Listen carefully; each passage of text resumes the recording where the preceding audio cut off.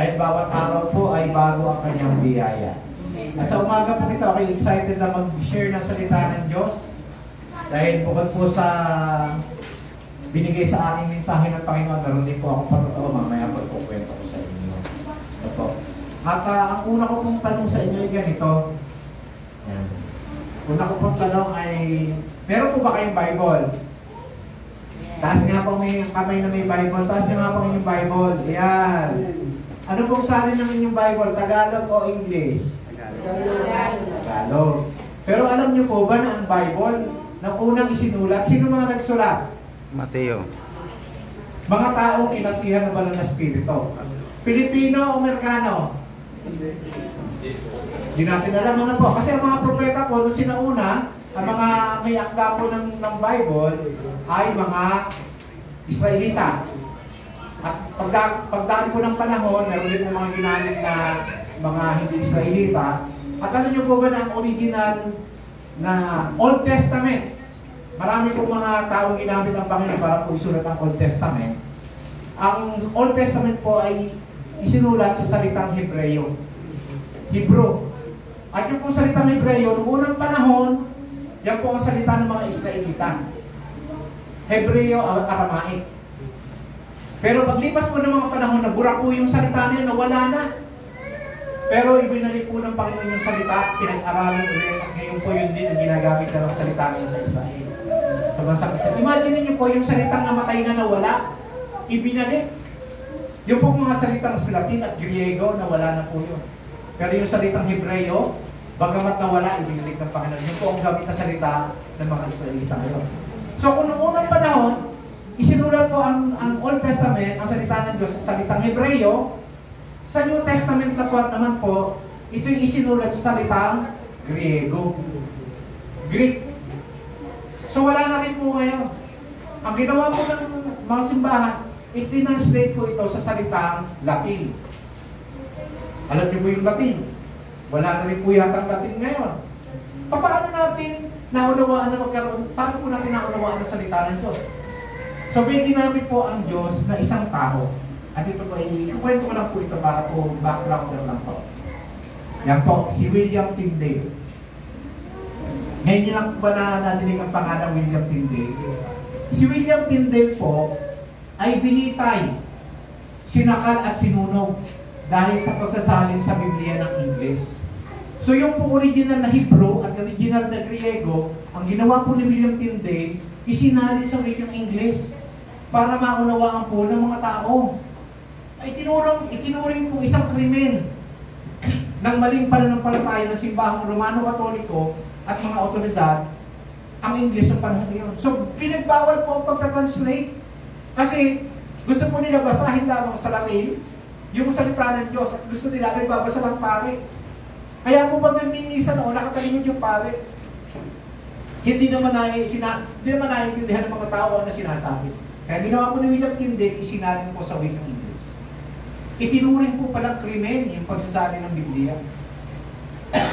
At ang pagsasali po ni William Tyndale ay battle sa original na Hebreo at Griego, hindi sa Latin, na siya pong ginagamit ng simbahang Romano-Katoliko. Ano pong ginawa ni William Tyndale? Binigti at sinunog. Ang tindi naman nun, nag-translate ng Bible, binigti, sinunog. Ang kanya pong salin ay kaiba sa interpretasyon ng simbahang Katoliko. At higit pong naaayon sa tunay na katuruan. Kawawa naman si William Tyndale. At kaya po tayo may Bible ngayon na English dahil po sa translation na ginawa ni William Tyndale. At kaya naman po tayo nagkaroon ng Tagalog, merong ang salita ng Diyos, ang mabuting balita Bible, merong ang Biblia, marami na pong sali sa Tagalog dahil po doon sa English version na ginawa ni William Tyndale. Mabuting tao po ba o masama? Mabuti. Mabuting tao. Ginamit ng Panginoon, pero bakit po nangyari ang ganon? Bakit pinatay? Bakit sinunog at binigti? Ngayon ang tanong ko po, sabuhay po natin, bakit nangyayari ang masasamang bagay sa mabubuting tao? Kaya po, tatanungin ko kayo. Sasabihin niyo, Lord, maglilingkod naman ako sa iyo, hindi naman ako nagre-rape, hindi naman ako pumapatay, hindi naman ako nagnanakaw. Bakit may mga nangyayari hindi maganda sa aking buhay? Minsan nga po kung sino pa yung mga pastor, kung sino pa yung mga lingkod ng Diyos, siya mga may pinagdadaanan ng hindi maganda sa buhay. Kayo po may pinagdaanan ng hindi mabuti sa buhay. Taas ang kamay, sinong wala pa, pwede nang umuwi kay Lord. Lahat po tayo ay may pinagdadaanan ng masama minsan sa buhay natin. Hindi natin inaasahan, di po ba? Minsan po, paano ang mahal sa buhay, minsan magkakasakit, minsan ay walang pambayad, marami pong mga pagsubok. Tatanungin ko po ulit, bakit nangyayari ang masasamang bagay sa mabubuting tao? Ang tanong ko po ba, meron po ba mabuti? Meron. Kayo po ba'y mabuti? Kasi sa totoo lang po, sabi po sa Bible, sapagkat lahat ay nagkasala at wala nakaabot sa pamantayan ng Diyos, sa kaluwalhatian ng Diyos. So wala pong mabuting tao. Kaya hindi po natin pwedeng sabihin, Lord, mabait naman ako, bakit nangyayari sa akin to? Pero kung may mabuting nangyayari po sa buhay natin, biyaya ng Diyos siya.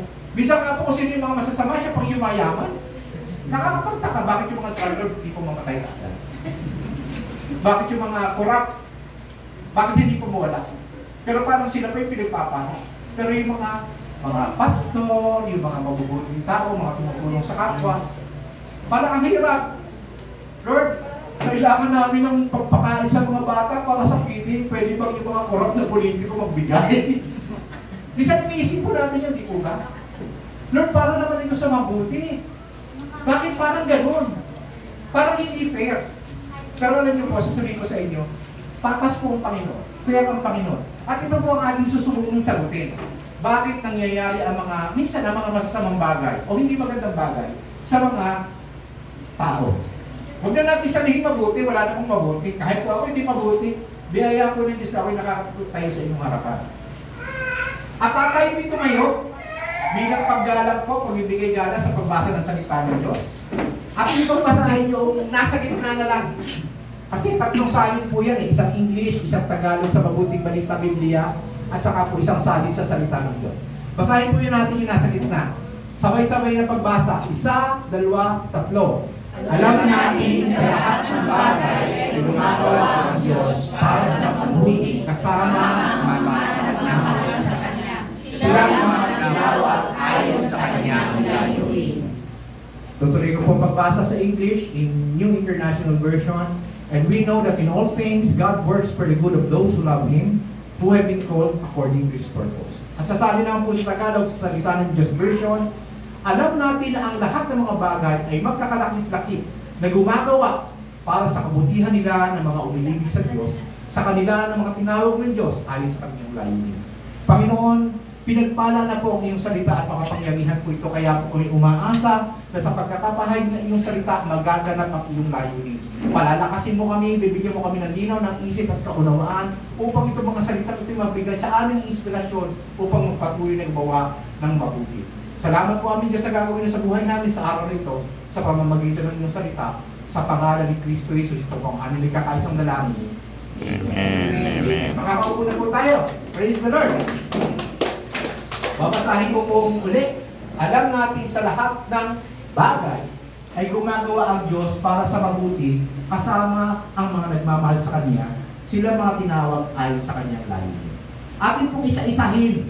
Atin pong aaralin. Ito pong sinulat na ito tungkol po doon sa mga nangyayari po sa buhay ng mga mananampalataya at kasunod ni Kristo.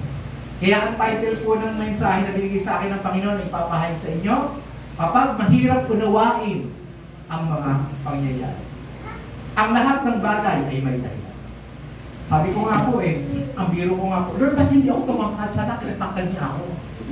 Kasi po ang aking pangarap ay maging basketball player. Pero hindi po pala yung plano ng Panginoon. Kasi po ang plano ng Panginoon, maging pastor ako, tama lang po yung sa pulpito. Kasi kung masyado akong maliit, hindi makikita ang mukha ko. Kung masyado naman akong malaki, makikilala yung mukha. Kaya tama lang pala.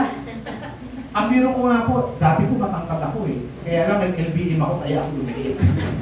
Joke lang po yun. So ang punto ko po ay ganito. Sa lahat ng mga bagay, minsan mahirap unawain ang mga pangyayari. Pero lahat ng bagay ay may. So sino pong sumulat nitong ating binasa? Ang author po niyan ay si Apostol Pablo.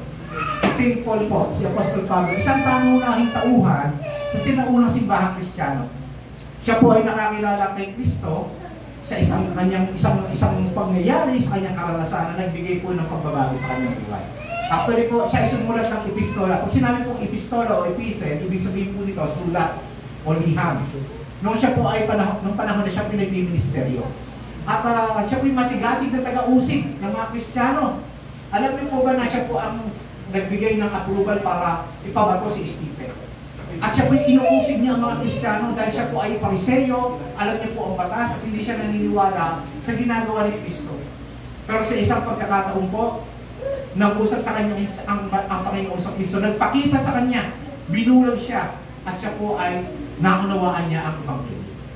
At ang kanyang mga sinulat po ng mga panahon ngayon ay naglalarawan sa malalim na katuruan tungkol po sa ating pamumuhay bilang mga tagasunod ni Kristo. Marugdog na pagbabahagi ng Ebanghelyo. Bakit po gano'n na lang kapassionate si Paul para po ibahagi ang Ebanghelyo? Bakit niya po tinuturuan ng mga taga-Korinto, mga taga-Efeso, mga taga-Galacia, taga-Roma, ng mga bagay tungkol po sa katuruan, sa salita ng Diyos? Kasi po, meron pong itinuturo sa atin ng Panginoon sa ating paglakad bilang mga Kristiyano na magbibigay sa atin ng kaunawaan at katatagan sa ating lakad. Kasi minsan po, pagka maraming pagsubok, ayoko na. Dumating po ba kayo sa punto na parang, Lord, ayoko na, ang hirap pala maging Kristiyano. Aminin. Pero napakabuti po ng Panginoon, hanggang ngayon nandito pa kayo dahil sa biyaya ng Diyos. At ang konteksto o kaugnayan sa sitwasyon, ano po ba ang konteksto nito? Ito po ay matatagpuan sa liham ni Pablo sa mga taga-Romano. So si Apostol Pablo po, nang sulatin nito, siya nakakulong. At sumusulat po siya sa mga taga-Romano. At tinugunan po ni Pablo ang problema tungkol po sa pagkabalisa ng sinaunang simbahan. Marami pong problema ang mga simbahan ng panahon na yon. Meron pong mga hidwaan, nag-aaway po mga member. Dito po ba may nag-aaway ng member? Wala naman po rin ang Panginoon. Marami pong pagsubok, marami pong mga pinagdadaanan. At tiniyak po ni Pablo sa pamamagitan ng kanyang liham ang makapangyarihang pag-ibig at plano ng Diyos sa gitna ng kanilang mga paghihirap. Aking pumuulitin, bilang Kristiyano, hindi po tayo exempted sa mga kahirapan. Hindi po tayo exempted sa mga pagsubok. Pero makakaasa po tayo sa gitna ng kahirapan at pagsubok, andun ang biyaya ng Diyos para tayo abutin upang maitawid tayo sa mga pagsubok. Amen. Binigyan din po ni Apostol Pablo ang seguridad at pag-asa ng mga mananampalataya. Kapatid, kung itunay na mananampalataya kay Kristo, hindi mabubura ang iyong kaligtasan. Ang nagsasabing nabubura ang kaligtasan, hindi talaga sila ligtas. Kasi kung tunay yung mananampalataya, ang Diyos ang magbibigay siya ng kakayahan upang magpatuloy. Yun po yun. So, binibigyan po na kahit sa harap ng mga pasakit at pagdurusa, ang Diyos pa rin ang bibigay sa inyo ng pag-asa. Na Lord, kahit may mga problema, magpapatuloy ako sa paglilingkod. Magpapatuloy ako sa pagsamba. Magpapatuloy ako sa pagtataas ng kamay at pagbasa ng salita. Walang makakapagpahinto sa akin upang manatili sa pagsamba sa iyo. So yun po yun. Pero kung may mga Kristiyano na pag kami pagsubok, ayaw na. Ayaw na. Babalik na lang ako sa dati. Kapatid, hindi talaga naligtas yun. Kasi kung tunay ka naligtas, magpapatuloy. So, ganito po. Ano pong background? So, yung pong simbahang itinatag ni Apostol Pablo sa Roma, humarap nga po na iba't ibang pagsubok. Lalong-lalo na po doon sa pinuno po ng imperyo ng Roma. Because during that time, yung pong Roman Empire, pinagbabawal po nila ang pagsamba. Sa Kristiyanismo, yung mga Kristiyano ng mga panahon na yun, pinagbabawalan. Kasi po, meron silang sarili pagano pananampalataya. At meron po mga panloob na hindi pagkakaunawaan, pagkakabahagi, may disunity po. Kasi po, nagpapasikata po. Kung tutusin po, yung po mga mananampalataya sa panahon na yun ng Roma, bago lang po, puro bagong born again. So puro mga baby Christians pa, hindi po masyadong malalim. So sila mismo nagpapaligsahan, sila po mismo nagkakaingitan. At medyo komplikado po pumumuhay ng mga Kristiyano sa pag-atong lipunan. Siyempre po, lalo na po kayo, naranasan na po ba ng bagong born again lang tayo? Tapos galing kayo sa dating pananampalataya. Tapos maraming mga bagay na inaalis mo sa iyong sistema, pero binabalik ka doon sa dati mo. Only yung minat, may pistahan dito, kumain ka ng dinuguan, at saka mga bagay-bagay na inaalis sa Diyos-Diyosan. Pero ikaw naman, kasi hindi na ako ganyan eh. O sumama ka muna at meron tayong karakol, sasayaw-sayaw tayo dun sa sa kalsada. Hindi na eh, dito na ako eh, sa Bible na ako eh. Pero minsan nahahatak pa rin. Di po ba? Nahahatak pa rin. Pero ganun din po ang sitwasyon ng mga Romano ng panahon eh. Galing po sa pagiging pagano, sila po'y lumalakad sa kapugiran bilang mga tagasunod ni Kristo, pero nahahatak po rin sila ng mga lumang kaisipan, lumang tradisyon at lumang pananampalataya. Tulad mo siguro sa atin yan, meron po mga naniniwala sa mga pamahiin. Sabi po eh, huwag kang magwawalis magabi. Bakit? Mawawala daw ang swerte. Hindi po ako naniniwala sa swerte kasi po malas yun. Wala pong swerte at malas sa Kristiyano. Ang Kristiyano po pinagpala. Hindi po uso sa atin ang swerte at malas. Ako sana swertehin ako. Lord, pwede pa tatay ako sa loto, baka makatama ng jackpot. Wala pong swerte at malas sa Kristiyano. Pinagpala ang Kristiyano. Sa kalagayan mo sa buhay mo ngayon, ikaw ay pinagpala. Kaya kasabihin mo sa katabi mo, ikaw ay pinagpala. Ikaw ay pinagpala. So yung pong liham ni Apostol Pablo, nagbibigay ng patnubay, aliw, malalim na pagtuturo upang matugunan ang mga isyong yun. So simula pa lang po yung intro pa lang po yan. Okay? So, babasahin ko po yung binasa nating talata. Alam natin sa lahat ng bagay ay gumagawa ang Diyos para sa mabuti. Kasama ang mga nagmamahal sa Kanya, sila mga tinawag ayon sa Kanyang. So, atin pong himayin para po maunawaan natin. Point number 1, sa lahat ng bagay. Pag sinabi pong sa lahat ng bagay, ano kasama doon? Lahat. Mabuti at masama.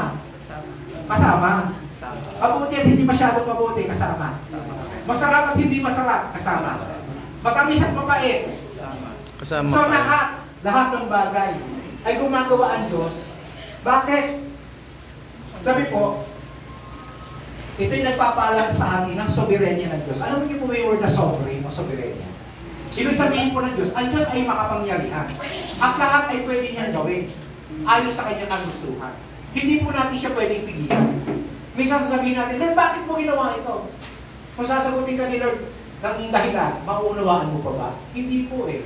Kaya po lagi natin tatandaan, ang Diyos pag kumilos, siya ang may control sa lahat. Bakit? Sino po taga Cavite talaga? Pinanganak na taga Cavite talaga. Taas ang kamay. Wala. Sinong dayo sa Cavite? Taas ang kamay. O bakit kayo nandito kayo? Sino nagdala sa inyo dito? Yan ang soberenya ng Diyos. Ako, taga Hindi Molino. natin alam kung bakit tayo dinala dito sa Sa Golden Horizon, dito sa Hugo Perez, dito sa Crown of Glory. Galing ako sa Bisaya, galing ako sa Ilocos, galing ako sa Mindanao. Pero bakit ako nandito? May plano ang Diyos. Yan ang tinatawag na soberenya ng Diyos. Ibig sabihin, lahat na nangyayari sa buhay natin lahat ng aspeto ng buhay natin ay gawa ng Diyos. Mabuti, ang masama, at ang pangit. Ang itsura natin, maganda man o hindi masyadong maganda, matangkad man o hindi masyadong matangkad, maputi man o hindi masyadong maputi, mayaman man o hindi masyadong sobrang napakayaman, yan ay disenyo ng Diyos. Bakit? Hindi po natin alam. Pero may dahil ng Diyos. Kahit ang tila mga negatibong pangyayari sa ating buhay, ay nasa ilalim ng kanyang kontrol. At maaaring makatulong sa kanyang mga layunin. Sino pong mayroong hindi magandang karanasan na nakalipas? Ako lang ba? Lahat po tayo meron. Lahat po tayo may pinagdaanan. Walang exempted. Pero kung tutuusin po, yan po mga hindi magandang karanasan na yan, ay kabahagi ng plano ng Diyos upang tayo'y mahihanda sa kapuspusan ng panawagan niya sa akin. Tumatag. Nakatikim na po ba kayo ng cake? Masarap ba ang cake? Huwag na yung mga may diabetes. Halo-halo. Masarap ang halo-halo. Pero kung kakainin nyo ng isa-isa ang mga ingredients ng cake, na hindi sama-sama at hindi niluto, kakain ba kayo ng harina lang? Kakain ba kayo ng itlog lang na hilaw? Kakain ba kayo ng baking powder lamang? Pero yung pong mga bagay na yun ay pinagsama-sama at pinadaan sa horno upang maging cake na masarap. Ganon din po sa buhay natin. Ang buhay po natin, hindi lahat masarap ang pinagdadaanan, pero maraming mga bagay na nangyayari sa buhay natin na pagka pinagsama-sama, maunawaan mo, napakagaling talaga ni Lord. Napakabuti talaga ni Lord. Kaya pala, Kaya pala, ito pala ang plano sa akin ng Diyos. Yan po yun. Kaya kung sabi, lahat ng mga bagay. Lahat ng mga bagay. At sabi nga po ng Panginoon, ako ang lumikha ng dilim at liwanag. Ako ang nagpapahintulot ng kaginhawaan at kapahamakan. Ganun pa na yun. Ibig sabihin, Lord, pati yung mga bagyo, mga lindol, mga gera, ikaw ang may akda. Sabi po doon, nagpapahintulot. Kung ninyo po mababasa, si Job po, sinubok ng Diyos. Pero hindi siya gumawa. Pero pinahintulutan niya ang kaaway sa Satanas na subukin si Job. Pero sabi ng Diyos, huwag mong papakayin. Ganon din po sa atin. Minsan po, inaalam ng Diyos na makapagsubok upang tayo po'y patibayin. Sabi nga po ng Panginoon, akong si Yahweh ang nagpapasya ng lahat. Kaya kapatid, kung bakit ka nandito kayo sa Golden Horizon, sa Umpayaras, disenyo ng Diyos siya. Kung bakit nasa sa Throne of Glory ka, disenyo ng Diyos siya. Kung bakit ikaw ay lalaki o babae, disenyo yan ng Diyos, kaya huwag mong babaguhin. Sabi ng iba, ako yung isang lalaki na ipinanak sa katawan ng babae, kalokohan yun. Kung lalaki ka, kung babae ka. Ilan bang ginawa ng Diyos na kasamihan noong unang panahon? Noong lalaki niyang langit at lupa. Lalaki, babae lang. Si Adam, si Eve, meron ko pang Steve. Wala. Adam and Eve lang, di ba? Wala namang iba. Pero ang punto po doon, ang Diyos, hindi natin pwedeng questionin. Sabi nga po din sa Kawikaan, ang isang tao ay maraming iniisip, maraming binabala, ngunit ang kalooban din ni Yahweh ang siyang mananalig. Ano po mga plano sa buhay mo? Lord, ang ganda ng plano na, sana Lord, ibigay mo na sa amin ang kabilang mo. Yunin para lumaki. Masarap ang plano, masarap mangarap, pero ang mangyayari at magaganap ang kalooban. Sinasabi ng mga talatang ito na habang ang tao ay gumagawa ng mga plano, ang Diyos pa rin ang may pinakamataas na kontrol sa lahat ng resulta. Sinasabi nito ang tema ng Biblia tungkol sa soberano otoridad ng Diyos sa tao at nasunod na pangyayari. Diyos ang may kontrol. Naalala ko po yung nangyari doon sa, nabasa niyo po yung bumagsak na eroplano sa India. Ang daming namatay. Pero po nung isang pasahero daw, na dapat kasama siya doon sa, sa flight na yun. Galit na galit siya, kasi po, na-late siya na traffic, at ang daming aberya nangyari sa kanya, hindi siya nakasakay doon sa aeroplano. Galit na galit po siya. Sabi niya, ididimanda pa niya ang airlines dahil sa mga aberya yun, hindi siya nakasakay. Pero pagkatapos na mangyari yung pagbagsak ng aeroplano, sabi niya, Lord, kaya pala hindi mo ako pinayaang makarating. Ililigtas mo ako para hindi ako makasama sa mga natakang. Minsan ganun po din nangyari sa akin. Minsan ikaw ay gigil na, Lord, malilate na ako. Anong oras na ba? Malilate na ako. Yun pala may plano ng Panginoon. Katulad po rin nangyari sa akin. Siguro po para sa kaalaman ng lahat. Noong May 10, ako pinahospital dahil po yung aking akdo pumatok. 10 malalaking bato po ang tinanggal sa akin. Nung una po, sinilip lang, sana po, tawag po ng laparoscopy, parang laser surgery na. Pero nung makita po nila, pagpagaling na aking akdo. At pumatok na, biniyak na po ako, 15 centimeters po yung biyak. Nung po mga panahon na ako po ay nakiga, ang sakit talaga, suki po ako ng sumasakit. Pagalingin mo ako ngayon na, Lord, pastor naman ako, magsisip ako sa iyo. Pagalingin mo na ako, now na Lord, now na. Pero hindi.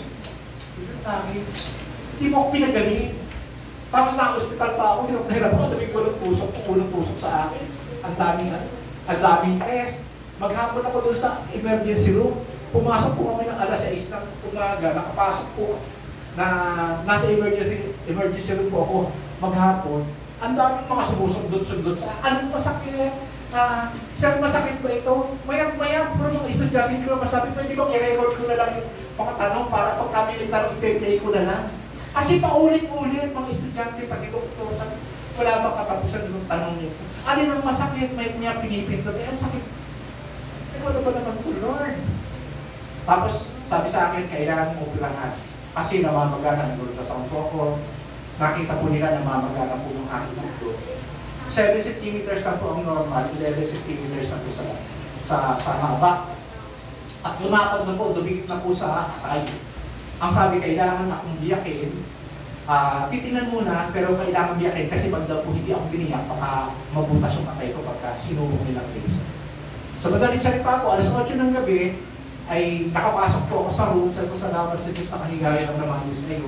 At alas 7 po ng umaga kinabukasan, ako po ikinapirahan, pinasok sa operating room. 9 na oras po ako sa operating room. Nakalabas po ako ng operating room, kasama po yung recovery time ay mga 12 hours po ako sa operating room. At pagdating ko po, syempre, groovy. Ay kung ano nangyari sa akin, ito, utirahan ka. Pinapirma pa ng waiver ng asawa ko dahil sabi, delikado, naminig ko po ang buhay ko lang talaga. At habang ako po ay walang malay, pero parang sabi ko gano'n pala pag namatay, parang alam lumuluta, ang liwanag ng paligid. Wala po akong malay. At kung ako po'y magkaroon na ng wisyon, salamat Panginoon, kaya pala hinayaan mo akong dumaan dito para magkaroon ako ng pagkasunod kung gano'n kakabuti sa ito. At habang ako po'y nakahiga, at dami pong binibigay sa akin ng Lord ng mga katuluan kaisipan na hindi ko na po maalala ngayon, pero habang ako pinagsusulat, tuti-uti nililibig ulit sa akin ng Panginoon. Pero sabi ng Panginoon, may gagawin ako sa'yo. Tinanggalan kita ng 10 bato, pero papalitan kayo ng 10 diamante. Purihin ang Panginoon. Pero sa Lord, kasaan yung diamante? Wala. Mga taan. Sino po, sinasabi ng Diyos ng mga talatang ito, upang ipag-unawa sa atin na kahit anong nangyayari sa buhay mo kapatid. May dahilan niya. May gagawin ng Panginoon sa iyo. Sabi nga po gumagawa ang Diyos. Ano ibig sabihin po noon? Sinasabi dito na ang aktibong pakikilahok ng Diyos sa ating buhay. Hindi po passive observer ang Diyos na parang pinapanood ko lang ano nangyayari sa iyo. Lahat na nangyayari sa iyo kapatid. Hindi ka naman puppet.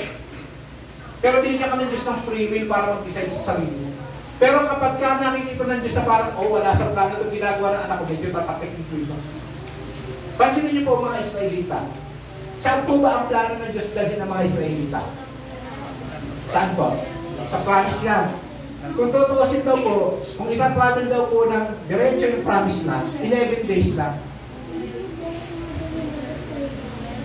Kung ikaw hindi nakasakay may sasakyan, 2 days lang. Pero sila po ay inabot ng 40 years. Bakit po? Kasi po, paulit-ulit may tinuturo ang Diyos sa kanila. Hindi sila nakikinig. Kaya po paulit-ulit din po, paikot-ikot lang sila. At sila po yung mga reclamites.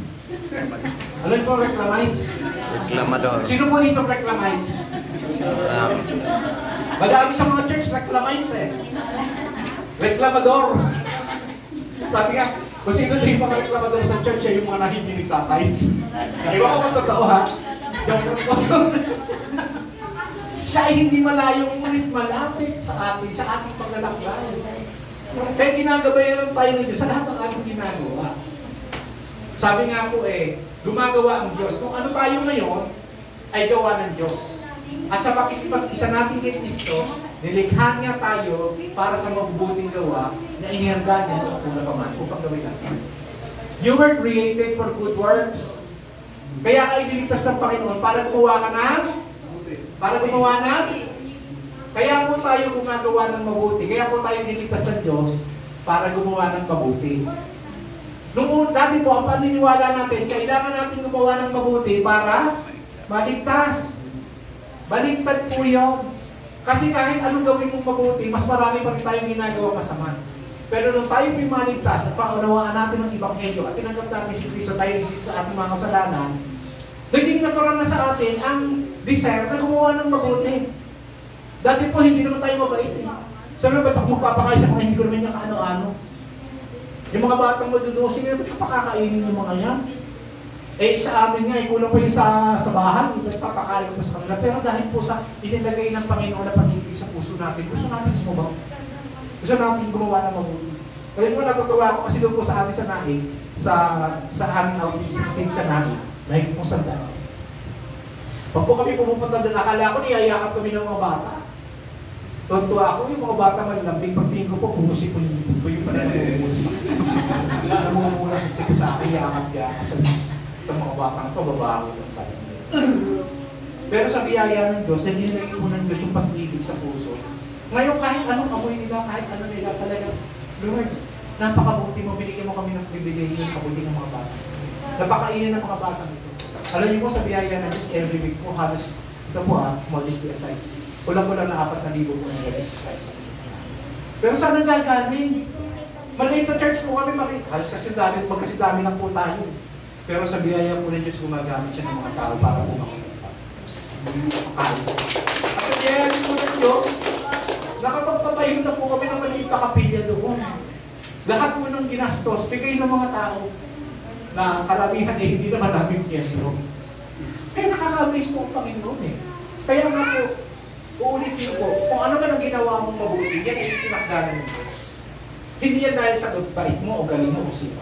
Sinadya tayong likhain ng Diyos at hindi tayo nagkakaunlaran.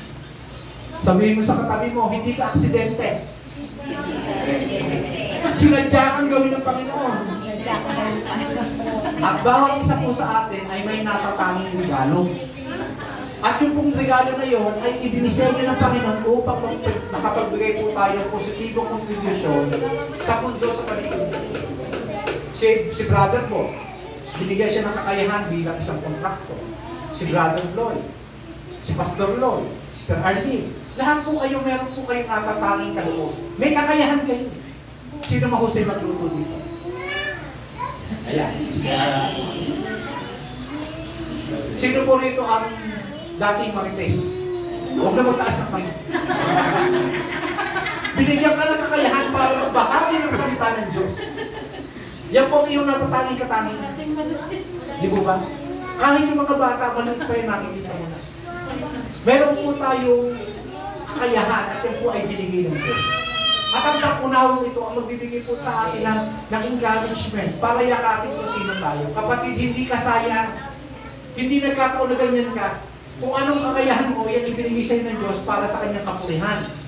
At para magawa mo ang mabubuting bagay na tinakda ng Diyos para sa iyo. Para maging pagpapala ka. Kasi magkakapisado ka, dapat pagpapala ka. Di ba? Ang Diyos ay may control sa lahat ng bagay. Sa malinaw po yan.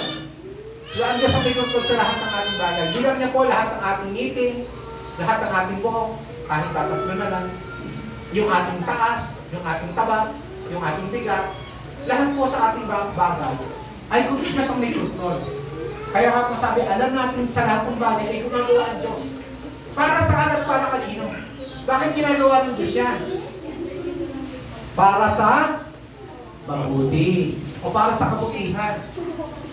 Para sa kabutihan nino. Natin ang mga umiibig sa Diyos. So binibigyan po nito ang kondisyon na nakatangian ng pangako ng Diyos. Para makasigurado ka na lahat ay nagaganap, lahat ng magaganap sa iyo ay para sa kabutihan ng Diyos at para sa kabutihan niya, may kondisyon. Ano kondisyon? Dapat umiibig ka sa Diyos. Di ba? Ang mabuti na kanyang hatid ay hindi lamang material na pagpapala, kundi isang buo o holistic na kabutihan na naaayon sa kanyang layunin para sa atin. Hindi lahat tayo ay tinawag para maging mayaman. Pero lahat tayo ay tinawag ng Diyos upang magkaroon ng kakayahan para gumawa ng mabuti. Marami ka paraanan para gumawa ng mabuti, hindi na sa pagbibigay. Maaaring ikaw ay may kakayahan para maghilot ng libro. Gagamitin mo yun. Maaaring ikaw may kakayahan upang magsalita. Gagamitin yan ng Panginoon. Yan ay para sa kabutihan ng mga umiibig sa Diyos. Nangangailangan ito ng mapagmahal at masunurin ka unahin sa Diyos. Kaya dapat, ano ko na, Lord, kaya ito ginagawa kasi mahal kita. Ang hirap sabihin na mahal kita, Lord. Lalo na pagka may mga pinagdadaanan ng pagsubok. Lord, ginakwento ni Sister NJ. Lord, malapit ng installment, wala pa ako Panginoon. Pero may ginawa ang Panginoon. Kaya po sabi ko nga sa asawa ko, anak, ama, kahit sa kinis na bago, mahal pa pangalan niya. Dad, malaki babayaran natin sa katapusan. Ano bang araw ngayon? 15. O, ikatapusan pa yun eh. Bakit iniisip mo na? May magagawa ko pa mula kayo ng 15 ang katapusan. Isipin mo pagdating ng katapusan, may gagawin ng Panginoon. Lagi ko sinasabi. Huwag kang isip ng isip. Di ba, 15 araw pa, last 2 minutes niya nananalongin eh. Iyan pa, hindi ba hindi kaya gawin ng Panginoon? Isa pong pastor ng Panginoon, darating ang pagpapala sa'yo. Huwag mo kalala, sabi ko, huwag mo kalala. O sige, kasi malapit na akong dad. Laki ng ating dito sa kuryente. Huwag kang mag-alala, si Lord ang bahala dyan. Bakit? Pag papunta ka sa nalalakuan, pagputulang ka, sabi mo, Lord, ako putulang. Hindi. Kaya nga ang punto ko, manalangin ka at gagawa ang Diyos ng paraan. Kailan ba tayo naputulan ng kuryente? Wala pa naman. O, kita mo. Kailan ba tayo pinikulang ng Diyos? Wala pa naman. O, kita mo. Huwag kang mag-alala. Dahil ang Diyos ay kumikilos para sa kabutihan nila na lahat ang umikilos. Ang kailangan mo lang gawin, manampalataya at mahalin ng Diyos. Paano mo papakita mahal mo ang Diyos? Sabi, sumunod ka sa Kanya. Sabi nga po paano po ba binibigyan kahulugan ng Biblia ang salitang mabuti? Sa Old Testament po, ang salitang Hebreo po for good is tov. Sabi niyo, tov. Tov. Ibig sabihin ay mabuti, kaya-aya, mahusay, kapaki-pakinabang, nasa moral na kalagayan, maganda. Katulad po lang sa Genesis, lahat ng ginawa niya ay mabuti.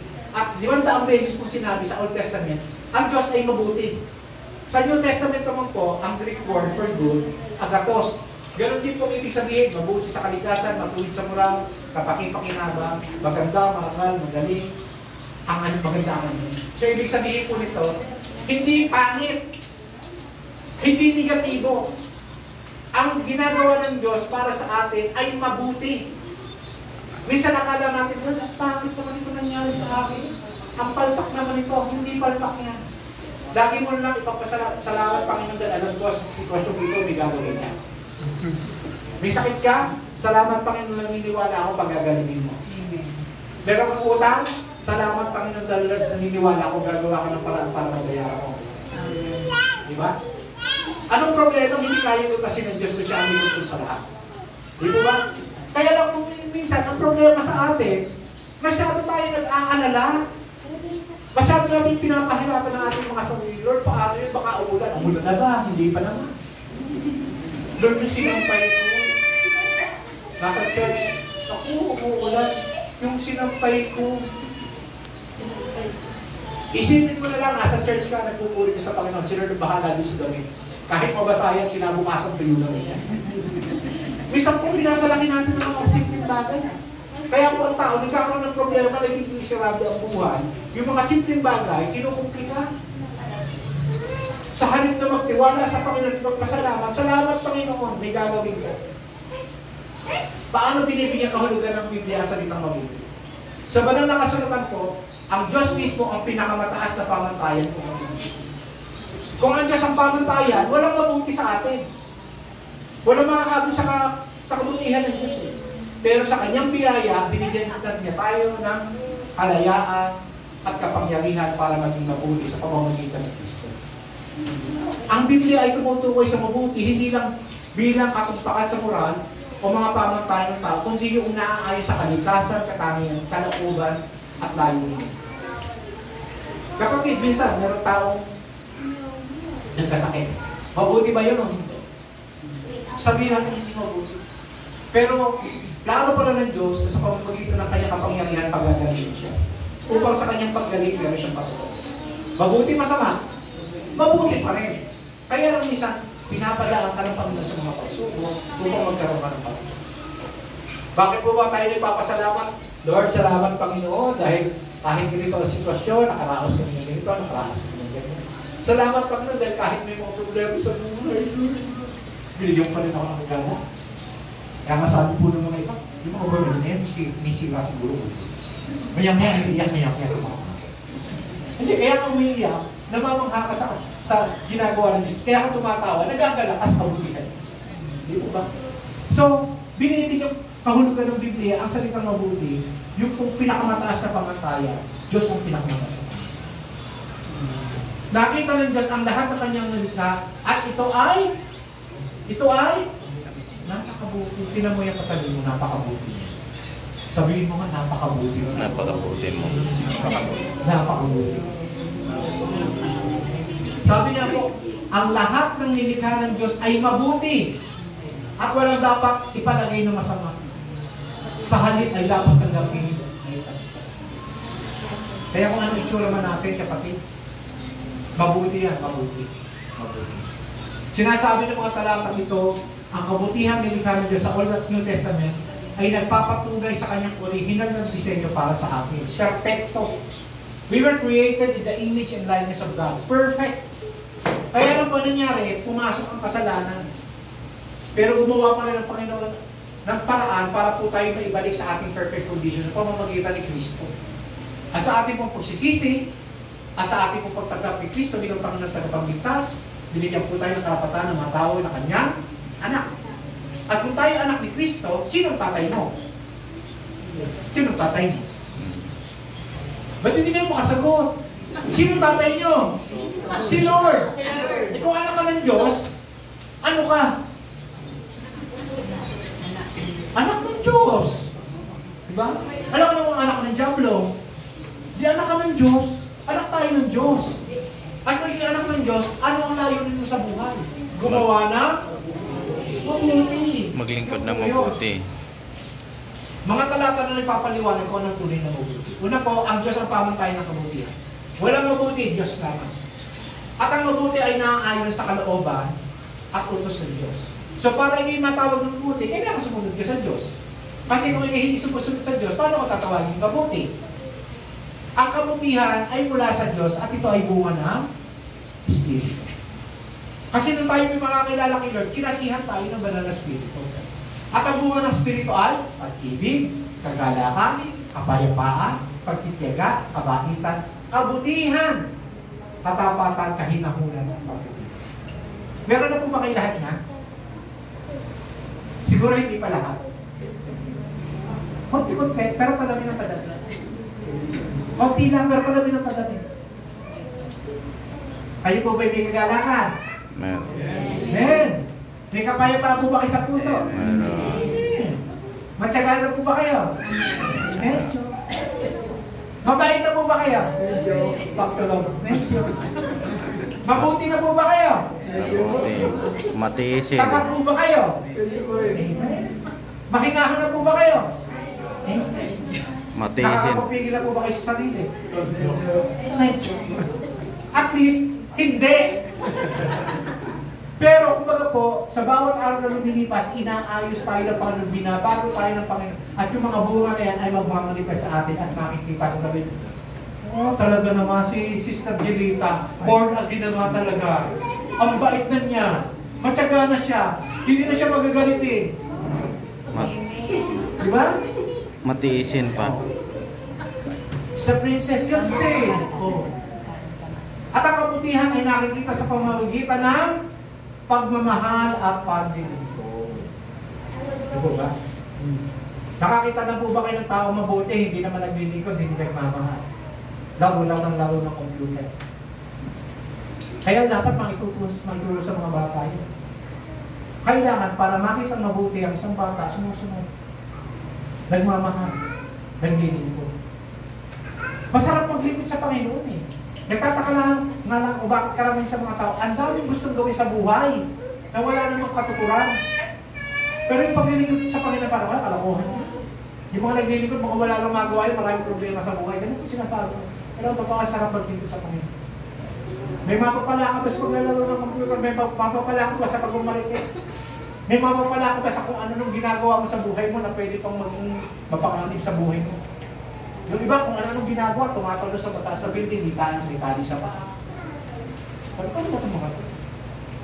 Kaya ako sabi, lahat dapat ng ginagawa natin para sa kapurihan ng Diyos. Amen. Kung ang Diyos ay may kontrol sa lahat ng bagay, para saan? Para sa kabutihan. Para kanino? Sa mga anak Para niya. kanino? Yung po ang tanong. Para sa kabutihan ng mga umiibig sa Diyos. Umiibig po ba kayo sa Diyos? Gusto niyo po maging maganda lahat ng takbo sa buhay niyo? Siyempre. Sabi nga po, alam natin na lahat ng mga bagay ay magkakalakip-takip na gumagawa para sa kabutihan nila na mga umiibig sa Diyos. Kaya napakalaga po naman unawa natin, umiibig ba ako sa Diyos? Talaga. Kaya po ang aking panalangin sa inyong mga Lord, sa araw na ito, hindi ko po alam kung anong pwede kong mangyari. Pero Lord, sana po pagkatapos ng araw na ito, mas higit pa kitang makilala at mas higit pa kitang mahalin kung ano man ang mangyari sa akin. Yun po ang prayer ko yung mga. At biyaya ng Diyos po, meron ako mga bagong bagay na nag-discover. At hindi ko po masabi, Lord, lumalim na ba ang pagmamahal ko sa iyo? Diyos lang makakaalam, di naman ako pwede sabihin, mahal mo si Lord? Patunayan mo. Hindi natin kaya patunayan Diyos lang makakapagsabi kung mahal na talaga sa Diyos. Ang mensahe dito ay kung talagang mahal natin ng Diyos, dapat tayo magtiwala sa Kanya. May tiwala ba kayo kay Lord? Amen. Nakikita niya ang mga bagay na hindi natin nakikita sa ating limitadong paraan. Maaaring sabi mo, Lord, ang layo naman, ang hirap naman ang buhay nito. Kailan matatapos ang mga paghihirap na ito? Ayoko na. Eh pag hinto mo, kinabukasan pala, ando na yung pagkapan. Para meron daw inutusan si Lord. Ito may kwentong kutsero lang. Meron na po isang malaking bato na nakaharang sa kalsada. Lord, paano kung makakarating doon? Ang hirap ng doon, ang laki ng bato. Sabi daw sa kanya ni Lord, itulak mo! Lord, ang bigat nito, itulak mo! Di tinulak. Lord, ang hirap naman, hindi ko kaya itulak. Araw-araw sinasabi, Lord, paano mo matatanggal ito? Tanggalin mo naman. Itulak mo ha? Eh, di siya managpilay. Tulak mo. Kakatulak na, pagkalipas sa mga panahon, lumakas ang katawan niya. Naging magpupuno siya. Hanggang dumating ang pagkakataon na, sabi ng Panginoon, itulak mo. Sabi mo Lord eh, pagtulak mo, itulak mo. Pagkatulak niya doon sa ilalim, meron ng kayamanan. Yung pala, kaya sinasabi ng Panginoon, kailangan maging malakas ka para matulak mo yung pagla, para makuha mo tayo. Pilipin ko, kwentong kutsero lang. Illustration na. Ganun din sa buhay ko. May mga bagay na humahad na, sabi sa ilang Panginoon, pagtagumpayan mo yan. Maaaring bisyo, maaaring ugaling hindi maganda, maaaring mga problema. Pero sabi ng Panginoon, pagtagumpayan mo yan, magtiwala ka sa akin. Pagpatuloy ka lang, dahil pagkatapos mong mapagtagumpayan yan, meron mong kasunod na, ganun din. Nakikita niya ang mga bagay na hindi natin nakikita. Kaya kailangan mo magtiwala lamang tayo sa akin. Sabi nga po, pinagpala ang taong nananatiling tapat sa kabila ng mga pagsubok, sapagkat matapos niyang malampasan ang pagsubok, tatanggap siya ng pagpapala sa buhay na ipinangako ng Panginoon sa mga kaibigan. So meron po palang pangako ang Panginoon sa atin. Kaya lagi ang tanong ko, umiibig ka ba sa Panginoon? Kasi sabi ko doon, sa mga hamon ng buhay, na nakikita natin bilang pagsubok sa pananampalataya, ang pananatiling matatag ay nagpapatunay ng tunay na pagmamahal at pagtitiwala sa Diyos. At ang gantimpala para sa mga umiibig sa Diyos, pag-ibig na nagpapalakas sa pagtitiwala sa Diyos. Hindi lang po yung nakalakasan eh. Tandaan niyo po, pag ang Diyos nagpala, complete package po yan. Kasama yung blessing ng material. Pero minsan hindi natin natatanggap, pero kasunod na yun. Ang kailangan lang magtiwala tayo sa Diyos. Ngayon, mahal ba ninyo ang Diyos? Ang hirap sa mga Lord, ikaw lang nakakaalam. Gaano karugtog? Gaano kalalim? Gaano kainam? Gaano tayo taga-sunurin? Ang hirap sa hotel. Si Lord lang nakakaalam kung gaano kalalim, gaano kainam ang ating pagmamahal sa Panginoon. Pwede sabihin, mahal na mahal ko si Lord. Pero pagka dumating yung pag-uusig, sabi nga po sa mga huling araw, ang mga pag-uusig ay puputulang ka ng ulo para itatwa mo o i-denounce mo ang ipananampalataya. Pero pag nakaano sa yung itak. Kristiyano ka, hindi. Itatatwa mo si Kristo, hindi. Ano sasagot mo? Kasi pag sila mo, hindi. Putol ulo. Sana naman, wag kumabot sa atin. Pero meron mong aabutan ng Lord. At ang sabi po, hindi pong papuputol ang ulo, hindi matalas. Mapuron, kaya parang bibiling ka lang ako, Lord, di ako nun. Sana ma-rapture na lang ako bago dumating mo pa ng Lord. Kaya po, ang utos po sa atin ng Panginoon, basahin po natin na sabay-sabay. 1, 2, 3. Ibigin mo ang Panginoon Diyos sa buong puso mo, buong kaluluwa mo, buong pag-ibig mo, ibigin mo ang mga kapwa, gaya ng pag-ibig mo sa iyo sarili. Wala nang kapag-utos na sinaiibig ka sa akin. So, ibigin mo ang Panginoon Diyos ng kalahati ng iyong puso, ng kalahati ng iyong kaluluwa, ng kalahati ng iyong pag-iisip, ng kalahati ng iyong lakas. Sabi ko, buo, whole. Ang sabi ko, ibigin mo ang iyong kapwa. Doon po ba sa kapwa kasama ang kaaway? Ang hirap po. Lalo na yung marites ng ating bahay. Ang hirap mahalin. Pero alam niyo, mamahalin tayo ng Diyos, kaaway natin ng Diyos makasalanan tayo, pero inibig na tayo. Kaya ang muna sa atin ng Panginoon, ibigin natin ang kaaway. Ilan po sinasabi dito ibigin mo? Ilan? Ilan? Isa, dalawa, tatlo. Marami. Sabi mo dito, ibigin mo ang Panginoon mong Diyos. Ibigin mo ang iyong kapwa. Gaya ng pag-ibig mo sa iyong Sarili. so, mahalin mo na ng sarili mo. Diba? Hindi naman puro palahat ng palahat, pabigay ng bibigay. Mahalin mo na ng sarili mo. Yung iba kumakain ng dilamundo, ikaw hak tuyo. Iba kumakain ng hakon at queso de bola, ikaw nagdidildil lang kasi. Hindi naman. Siyempre, kung paano yung pamantayan mo sa sarili mo, yung pamantayan para sa iyo. Mahalin mo rin na sarili mo.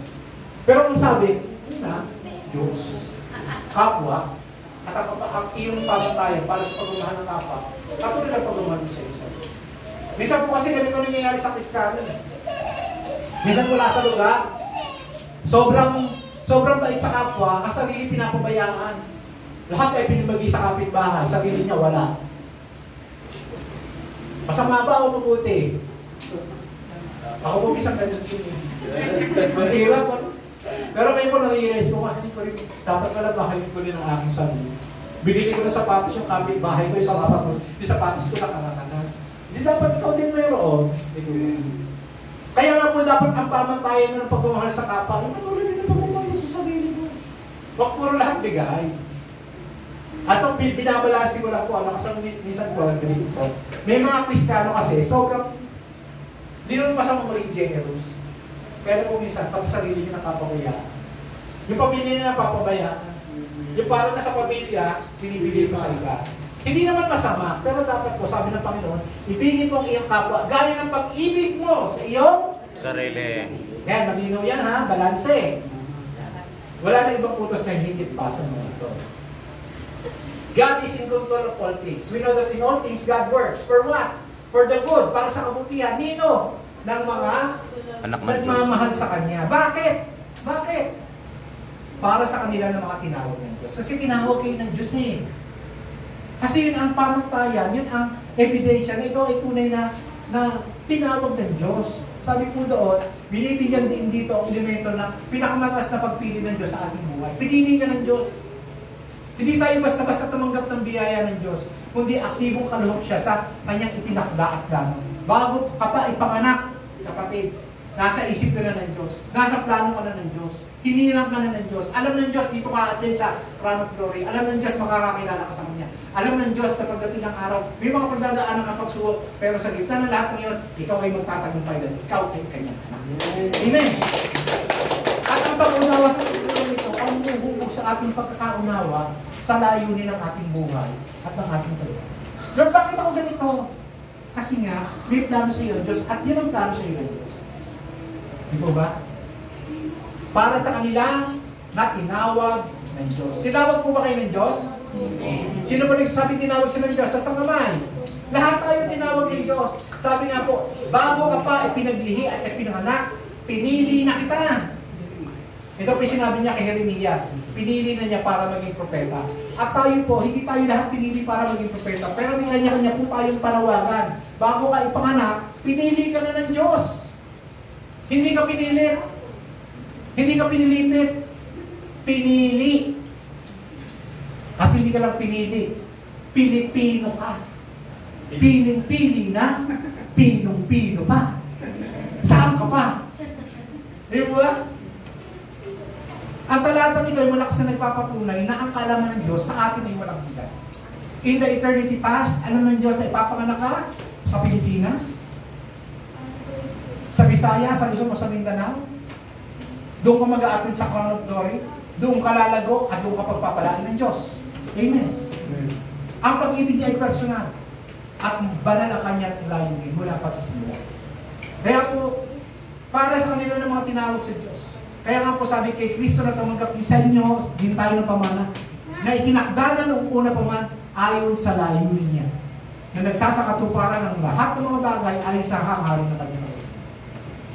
So itinakda po ng Panginoon kung ano ka at sino ka ngayon.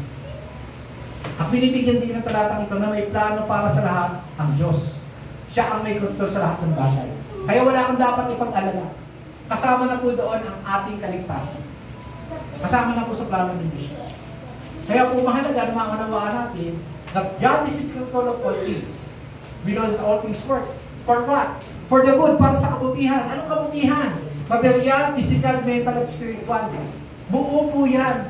Perfect package po yan. Hindi po yan ginawa ng Panginoon ang mga bagay na nangyayari sa atin para lang sa ating material na pangangailangan. Kasama po dyan ang physical, spiritual, at mental. Para kanino? Para ba sa lahat? Hindi. Para lang doon sa mga nagmamahal sa Diyos. Sa mga tunay na sumusunod kay Kristo. Bakit? Para sa kanyang kapatid. Dahil tayo tinawag ayon sa kanyang dakilang layo. Malinaw po ba? Amen. Nasusunod nyo? Ayan. So may connection yan. Sabi po, sa Roma 8:28, alam natin na ang Diyos ay gumagawa ng lahat ng bagay para sa ikabubuti ng mga nagmamahal sa Kanya. Sa Kanyang mga tinawag ay sa Kanyang dakilang layo. At tayo po may panawagan. Tinawag para saan? Ano po ang dakilang layunin ng Panginoon? Ang dakilang layunin ng Panginoon, lahat tayo makakilala at ang maibahagi ang Ebanghelyo. Saan lugar na tayo din ng Panginoon? Kaya po ang utos sa atin ng Panginoon, ang Kanyang dakilang layunin, humayo kayo, gawin ninyong alagad ko ang mga tao sa lahat ng mga bansa. Bautismo ninyo sila sa ngalan ng Ama, ng Anak, ng Espiritu Santo. Turuan niyo silang sumunod sa lahat ng iniutos ko. Tandaan ninyo, ako'y laging kasama niyo hanggang sa katapusan ng mundo. So kaya po pala tayo tinawag ayon sa kanyang layunin para po ibahagi natin ang mabuting balita ng kaligtasan. Para hindi lang tayo ang makinabang. Yung iba din na tinawag ng Panginoon, nakadinig ng mabuting balita at sila din ay maligtas. Dahil ang isang tunay na mananampalataya o tagasunod ni Jesus ay palaging dadaan sa mga pagsubok ng buhay. Lalo na kung ikaw ay ginagamit ng Diyos para sa kanyang Ebanghelyo. Maraming pagsubok. Lagi ko sasabihin bilang Kristiyano, hindi po kayo exempted, hindi po ako exempted sa mga pagsubok. Dadaan tayo sa pagsubok. Pero isa po lamang ang katiyakan. Gagamitin ng Diyos ang mga karanasan na yun para sa kabutihan. Para sa pagtatanim ng bidhi, pagpapalago ng pagkatao, patotoo para makapagbigay ng inspirasyon sa iba, at para sa kanyang lulutan. At syempre, hindi naman po pwedeng mga karanasan lamang, yung mga inspirasyon lamang at mga patotoo. Dahil papakita ng Diyos sa mga tao, ito ang anak mo na pinigil at pinagpala ko. Hindi lang sa spiritual, kundi pati sa madali. Ganun po ang Panginoon magpala. Minsan po kasi hindi natin nakikita eh, pero alam nyo, lumipas ang maghapon, ang dami mo tinawaran na kalsada, hindi ka na-aksidente. Pagpapala yun. Lumipas ka ang maghapon, Lord, kinain ko Jollibee lang. Ako, salamat ito, nakapag-Jollibee. Yung iba nga, hindi nakapag-Jollibee. Lagi po natin iisipin, bawat araw na lumipas, may pagpapalaan. Amen. Ngayon, malapit na po ako matapos. So, anong conclusion? Ang mabuti sa Romans 8:28 ay nakaugnay sa dakilang utos ng Diyos sa Mateo. Kaya po, lahat ng bagay mangyayari sa atin, ginagamit ng Diyos ang lahat ng bagay upang isulong ang kanyang kakulian, hubugin ang kanyang mga tao, at abutin ang lahat ng mga bansa. God is in control. Lahat ng mga bagay mangyayari sa iyo, pero kaya ang ginagawa ng Panginoon yan para maging kagamit-gamit ka. Para meron kang patotoo sa buhay. Kaya nga po, ang tanong, nakaharap ka ba ngayon sa mga paghihirap, pagsubok at hamon? Kahit na nagsusumikap kang maglingkod sa Diyos at ito rin ang kanyang kapinakutan. Meron kang masasagot ng hindi? Kasi kung sasagot ka ng hindi, you may now rest in the Lord. Pero habang may buhay at may pagsubok, may pag-asa. Dahil, ganito po yan eh. Huwag kang matakot. Maging malakas. Huwag sumuko. Takot ka ba? Malakas ka pa ba? Susuko ka na ba? Ayaw ka na? Sabi ko, ginagawa ng Diyos ang lahat ng bagay sa iyong buhay na magkalakip-lakip para sa iyong kabubuhay. Sabi nga po ng Panginoong sa Kristo, hindi mo na unawaan ngayon ang ginagawa ko.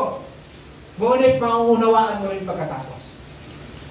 Sa mga hindi mo natin naunawaan, Lord, ba't nangyayari sa buhay ko itong mga bagay nito? Bakit naman sa dami-dami tao sa akin pa nangyari ito? Bakit ako pa? Bakit ganito? Sabi ng Panginoon, hindi mo nauunawaan ngayon ang ginagawa ko. Ngunit mauunawaan mo rin pagkatapos. At pagdating ng araw na yun, sasabihin mo, Ay Lord, praise God, kaya pala. Kaya pala. Hallelujah, ito pala yung plano mo sa akin, hindi ko kaagad nakita. Hindi nila ipapakita sa iyo yung Diyos kaagad yan. Kasi pag nakita mo, nasa yung pananampalataya. Diba? Sinusubukan pananampalataya natin. Kaya, bottom line yan, kapag dito ang aking budista, mahal na mahal ka. Sabihin mo sa katabi mo, mahal na mahal ka nito. Marami pang gagawin sa rin sa buhay mo. Purihin ang Panginoon sa pagkakapahal. Tayo po'y manalangin. Ama namin Diyos, salamat po sa mensahe mo sa amin sa araw nito. Talayan ko po, Panginoon, na itong mensahe nito, itubi mo sa aming mga puso at tunay nga magsilbing inspirasyon upang patuloy kami sa paglilingkod sa iyo. At tulad nga ng aking nabanggit, Panginoon, dalangin namin, maging ang bawat isa, ang aming maging dalangin sa bawat araw na lilipas, higit ka naming makilala at higit ka naming mahalin. At sumunod kami sa iyo.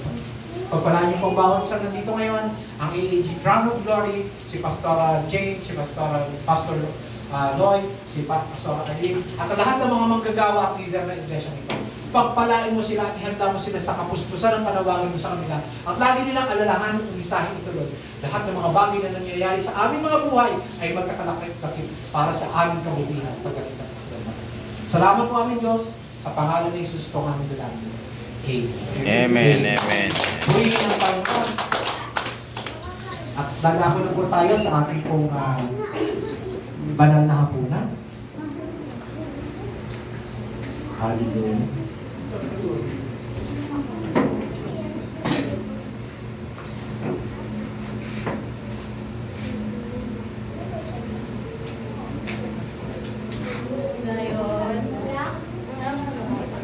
Hawakin mo yung akin. Dalawahin mo. Hindi. Ang banal na hapunan po na tinatawag natin supper, last supper, banal na hapunan yun, pagtitira-piraso ng tinapay, at tinatawag din pong Santa Cena, ay isang makasaysayang pagsunod sa pinag-uutos ng Diyos. At ito po hindi lang isang seremonya. Sinisimbolo po nito ang mapagbigay na pag-ibig ng Diyos at ang sentro po ng gawain na nagpapahayag ng pagmamahal natin sa Diyos at ang makapangyarihang kamatayan ni Jesus Cristo at ang kanyang malulahati pagkakalit. Karaniwan po ginagawa po ng banal na hapunan sa mga iglesia tuwing first Sunday of the month. Pero sa ating pong kalagitnaan, ginagawa po natin tuwing at hindi po katulad sa ibang mga iglesia. Sa ating pong pakikisa ay meron po tayong tinapay at meron pong inumin. At dapat pong ihanda natin ang ating mga sarili. Dahil madiin pong pinapaalala ni Apostol Pablo na ang hapag ng Panginoon ay isang banal na gawain na dapat igalang. Ang pakikibahagi po dito ng hindi nararapat ay magbubunga ng hindi maganda. Ano po ba yung hindi nararapat na pagtangkas? Kapatid po kayo meron pang isang natatagong kasalanan, o meron ka pang lihim na galit o tabi ko kanino man. Maaaring ito'y maging hadlang upang makiisa ka sa banal na hapunan.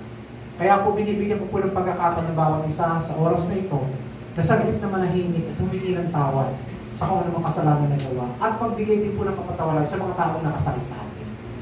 Tayo po dumulog sa Diyos at humingi ng paglilinis upang maging karapat-dapat po tayo sa banal na hapunan.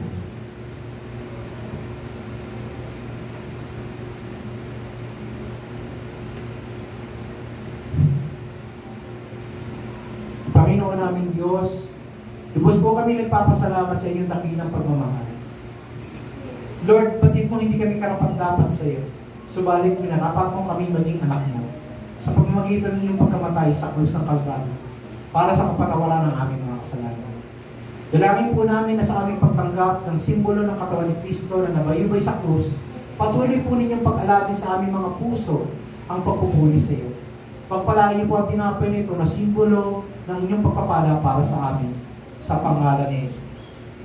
Ito ang araw na tinanggap ko sa Panginoon sa Kristo at ibinibigay ko sa inyo ang wika ni Pablo. Ang Panginoong Jesus, ang gabing siya ipinagkanulo, dumampot ng tinapay, nagpasalamat at pinagtirapela sa iyo at sinabi, ito ang aking katawan na inihahandog para sa inyo. Gawin ninyo ito bilang pag-alaala sa akin. Tagapin po natin ang simbolo ng katawan ni Kristo. Atin mong kainin at tinapay.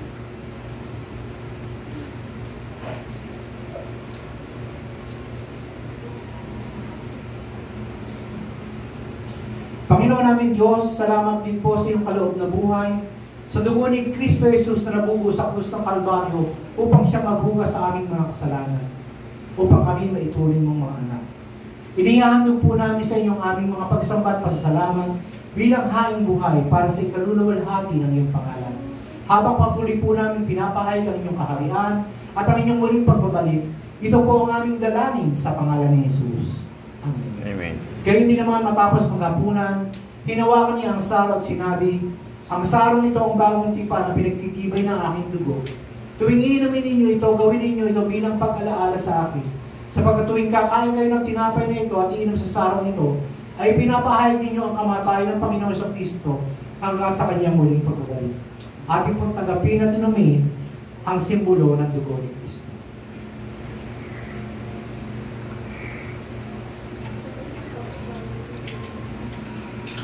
Aming Diyos, napakabuti mo. Salamat sa biyaya ng buhay. Salamat sa katotohanan dahil sa ginawa mo sa krus ng Kalbaryo, sa iyong pagkamatay, sa iyong muling pagkabuhay, at sa aming pag-asa na iyong muling pagbabalik, kami binigyan mo ng karapatan bilang iyong mga anak. Naway lupusan mo kami pabanalin. Ikaw na nagbibigay ng kapayapaan. At naway panatilihin mo kami walang kapintasan ang aming buong katauhan, espiritu, kaluluwa at katawan, hanggang sa iyong muling pagbabalik. Inayangkin po namin, aming Diyos, ikaw na tumawag sa amin ay tapat at gagawin mo ang mga bagay nito. Sumaamin nawa ang pagpapala ng aming Panginoon sa Kristo sa ngalan ng Ama at ng Anak at ng Espiritu Santo. Amen. Amen. Purihin po